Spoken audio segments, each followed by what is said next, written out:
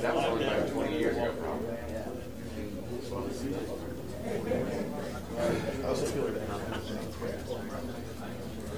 I don't know. I heard that from several people.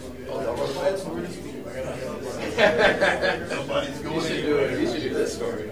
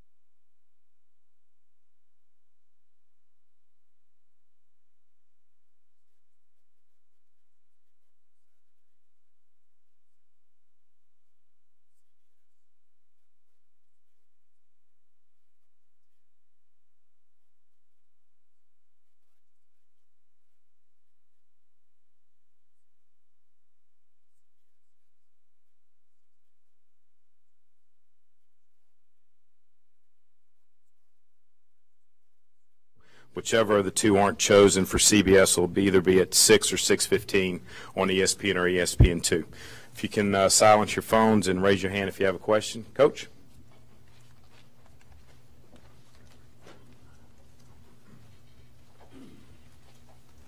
Welcome, guys.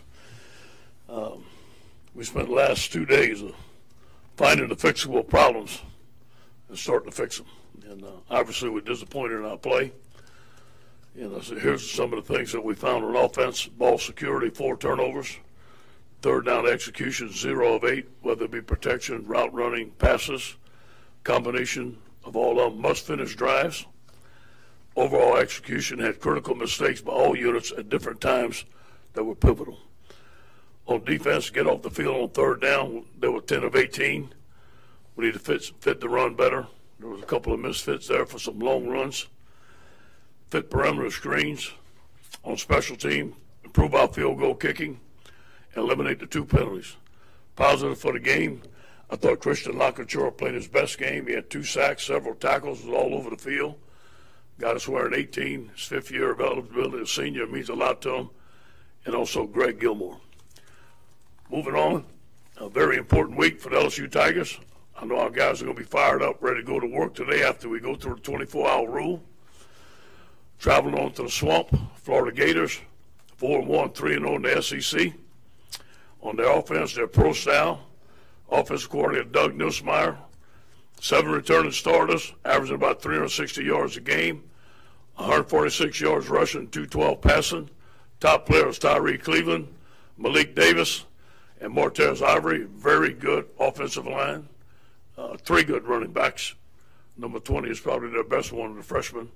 Defensive breakdown, very familiar with their defense because I coach with Randy Shannon.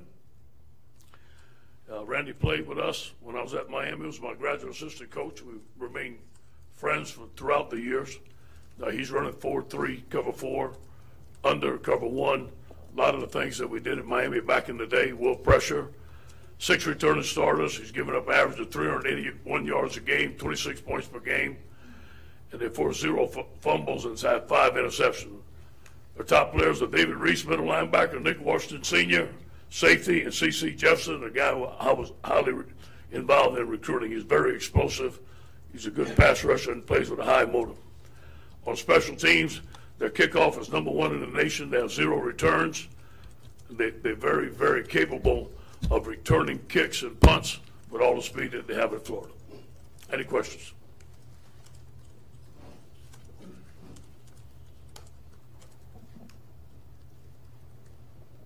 Coach, where are the problems on offense that you see? Is it in the coaching staff? Do you guys need to figure out kind of how to get on the same page? And it seems like you might be fighting each other there. Execution. Obviously, this is Matt's offense, and he brought in, he implemented every play, everything. I did step in last week for the first time. I wanted to simplify only the shifts and motions. I knew we were going to start 2 freshman linemen, so I wanted the guys to be in place so we knew how to block them. That's all I've ever done. You know, this is Matt's offense. He runs it. He calls it. He scripts the plays. This is his offense. Hey, Coach, reflecting back on the film, do you feel like your team is giving maximum energy and effort out there on the field? You know, yeah, a lot of people ask me that question. You know, it does look like we're playing flatter sometimes. We feel that we're practicing with energy. There was a lot of energy in the locker room. But I think that, you know, we have a saying, big plays fuel emotion. And, you know, we go out there and we fumble the play on the first snap, and they score a touchdown. I think that took the air out of us. So that's my job. You know, that's one of my strengths. So I think that you're going to see a team very fired up to play this week, and hopefully we can continue to do that and improve in that area. And a follow-up, is there anything going on with Darius besides an injury that's preventing him from getting on the field, playing, contributing to the team? Nope. Ed, we saw kind of different offenses out there in the first half and the second, that more simplified with less shifts in the first half. Where do you go from here with the offense, and which one do you kind of use? You know, that's totally up to Matt, and I'm going to leave that totally up to him. And again, I will say this, I stepped in last time for the first time and wanted to simplify things in order for us to have less penalties, better execution. At halftime, he felt like he needed to shift and motion more, which he did, and that's totally his option, and this is totally his offense. You mentioned after the game play calling. How do you improve in that area as a coach and staff in general? You know? Well, you know, we got to look at what the defense is giving us, take what they're giving us. We got to look what the offense is doing. We got to be able to stop it. That's an overall area of improvement, and that's every week in football. To your right, Coach. What was Coach Canada's reaction whenever you did step in last week? All fine. I'm the head coach. And how do you plan to use the quarterbacks this week?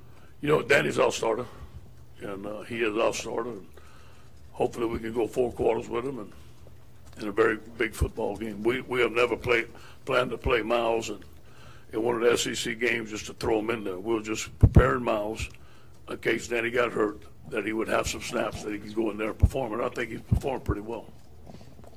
Yeah, Ed, I guess some of the early criticism has been about both sides of the ball on the line, not playing very physical. Yep. And you even mentioned that.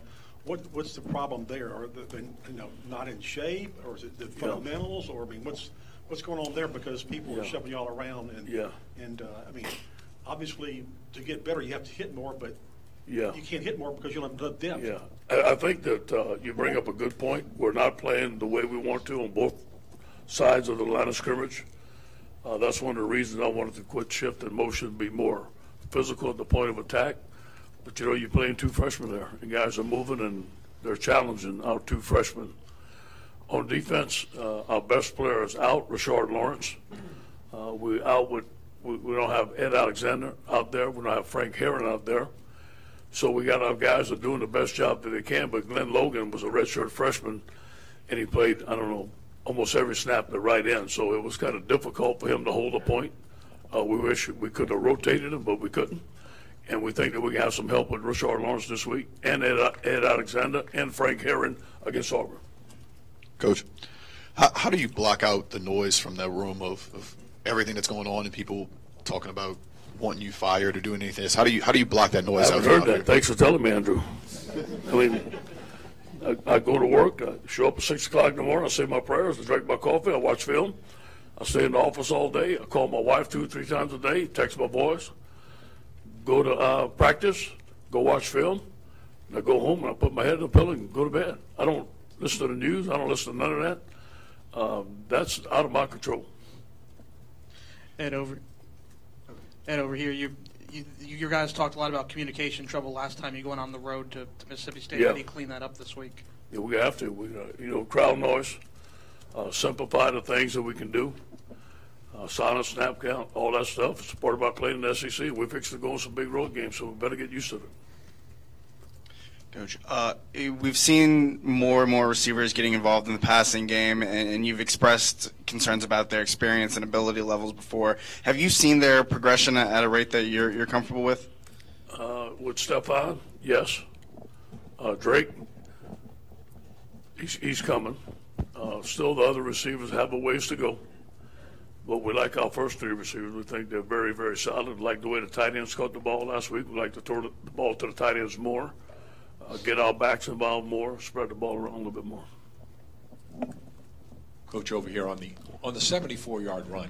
Yeah. It looked like two guys had a real chance to make that tackle. Yeah. And for whatever, they didn't see him or they didn't engage. It wasn't a good look. What was your take on that? It was a counter, and we had too many guys outside. We had the first guy splattered, what we call splatter. We used to call spill. The next guy should have splattered, sent it to the safety. We had one safety that was supposed to be up. The next safety was a little too tight. He's supposed to be back, what we call fox on the post, and he had cleanup duty. He came up. We had three guys overrun it, and we had a seam, and he hit it. So it was a matter of execution on the defense and fits. And by the way, they ran that play 3 times later, and we crushed it. Just a bad fit, that play. You mentioned Ed Alexander, Richard. We could see them coming back this week. How about some offensive guys, Toby and J.D. and, of course, Darius? How are they doing? Those guys are still questionable. Let's talk of Florida a little bit. Does it help knowing that, with Del Rio out, it looks like Felipe is going to be the guy there as far as defensive game planning? I think it helps a little bit, but obviously they're good coaches, and I just watched that offensive line all morning. That doesn't affect them at all. Maybe they can run the ball more. They have 3 good backs, a big offensive line, very talented, very well coached. This is going to be a tremendous challenge for our front. And it seems like they really went to their ground game this past weekend. Is that new? Yeah, and I can see them doing that. They got 3 backs, and that's, last year we had problems stopping their run, their power game, and they were very, very physical at the line of scrimmage. That's going to be a challenge for us this week. Coach, Austin Deculus enrolled early, highly touted tackle. Just why haven't we seen more of him, and how close are we to seeing that? He's just not there yet. Just not there. He does a lot of good things, but he's not ready to step in and be a starter yet. He's a very physical young man, a smart young man. He's a great young man, works hard, but he's just not ready yet to go in there and take the snaps that we feel that. Ed, how do you and Matt get together and decide when to put in the other quarterback and when to take him out? How does that all happen? Well, we talk about it before the game. We meet before the game in Lod Cook, and we talk about the game plan, and then we talk about the quarterback play. And I said, let's find a time for Danny to go in. You let me know what you think, and I'll let you know what I think. I do converse with him throughout the game. What do you think now? Now, one more series with Danny. There's a couple of things I want to get done, and now's the right time to put in Miles, and we decide on and do it. The field goal kicking, where is it back open? How do you approach that this week? Yeah, we're going to discuss that a little bit later. We don't have any other choices. I mean, that's what we have. Hopefully we can get the guys better. I will say this about Jack. I sat behind him at practice on Thursday. He was 5 of 5 for field goals. He was perfect, right down the middle. Just went out there and didn't do a good job. Coach in the back, how important is it for the coaches and the players to have the right mindset moving forward into the season? I think that's my job, and one of my strengths. Today's 24-hour rule. We'll get going. We'll make improvements. I'll be very positive with this football team, believe in them, but expect them to get better. We had a meeting on Saturday night. They had a players-only meeting on Saturday night. I'm meeting with the leaders at 1:30. We will foster leadership like we always do, but even foster it more. Expect some guys to step up, and we're going to battle. I mean, you put our backs to the wall, we just know how to battle. That's all we're going to do. Was that meeting after the game? There was one, yeah. After I met with him, Darryl Williams, I believe, brought him up, and guys started talking and stuff like that, which is good. Yeah, that's got to give you positive encouragement. It's good. Yeah, it's good. We need leadership. We need guys to step up. We all need to do better. you know, the saying goes, heavy is the head that wears the crown. You're a guy that is fighting for a job, full of energy, and now you have a lot more responsibility.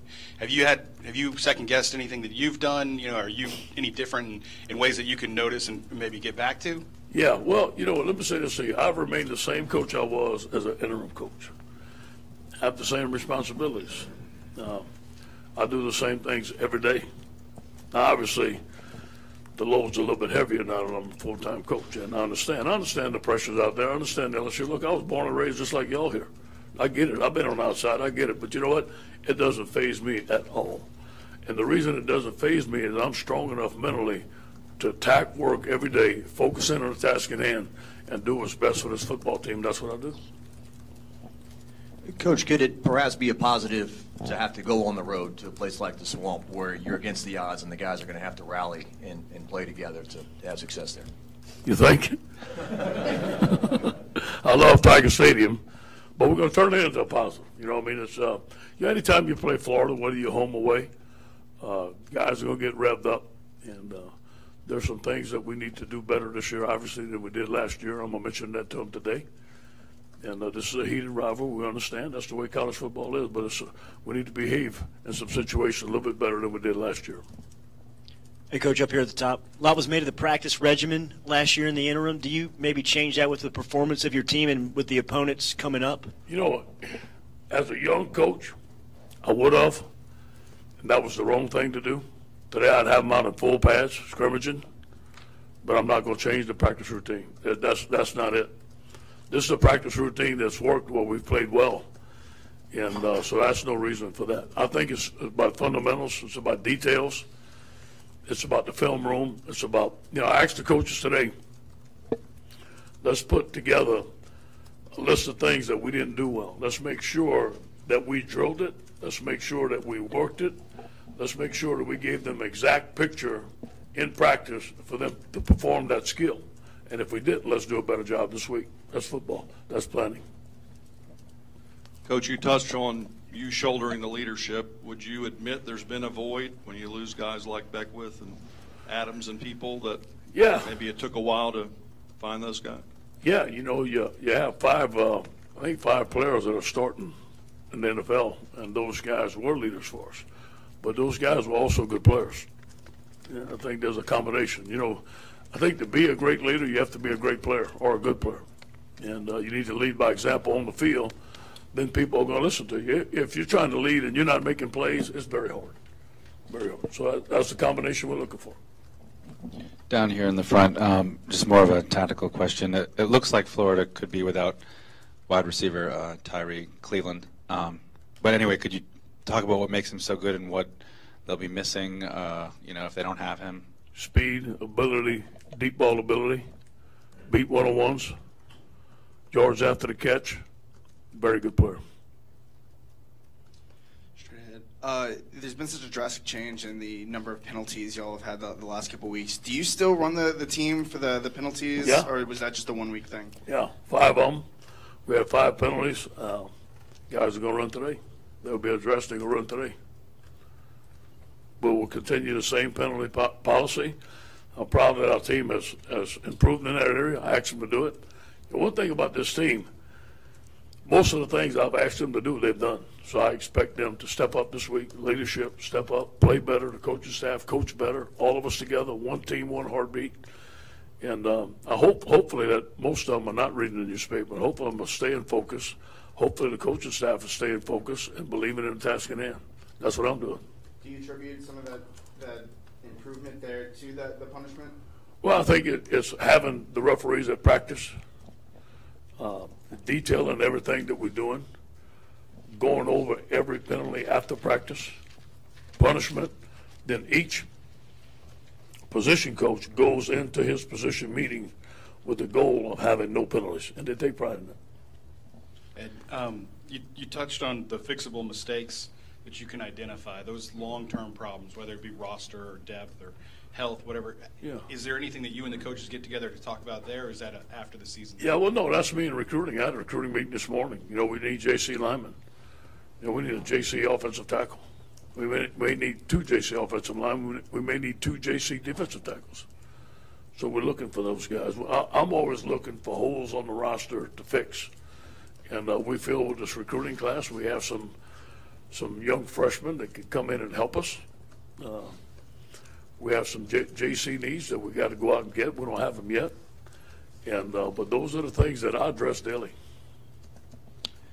Coach, Toby sort of displayed some, I guess, understandable frustration on social media yesterday. Did you talk to him about that? Is that something you have to address to guys to be careful what they post? Yeah, the first time I hear about it. So, but I will address it. The guy's going to be frustrated, but let's don't take it out on social media. There's better ways of taking that out. Coach Arden, is it just hard once you're in season to get a guy in shape and practice, and how can you guys get some more out of him? He's finally getting in game shape, and I think he's down to under 260 now, maybe closer to 255. He played better this week. I know he didn't make a lot of plays, but technically he played better. He did make some mistakes.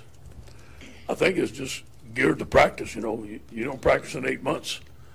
It's hard to come back and play a game full speed when you haven't been practicing. Everybody else has been training, spring ball, summer training, camp. That's why we practice. Coach, right here. You mentioned the team meeting and meeting with the leaders. Have new leaders stepped up, with Geis off the field, Lawrence off the field recently? Has anyone, I guess, going back to offseason, stepped up that you didn't expect, or just who are the leaders of this team now? Well, Christian Lockature, J.D. Moore, we give him 18, Danny, the older guys. But, one guy that's clearly team leader is Rashard Lawrence. Clearly. In the 2 games we lost, he's not in there. And he makes a difference. Not only his player-making ability, but the way he leads, his heart, his want to do good for Louisiana. He's a 4.0 grade point average. He does, you couldn't ask for a better kid. He does everything right, and he plays. And so he's one of our leaders. Coach, you got time for one more, Andy? Coach, you talked about you needing possibly 2 JC offensive linemen, 2 JC defensive linemen in that 18 recruiting class. You already have 19 commits. How do you kind of work those numbers to make sure you still get what you need to get? Hope and pray. Thank you, guys.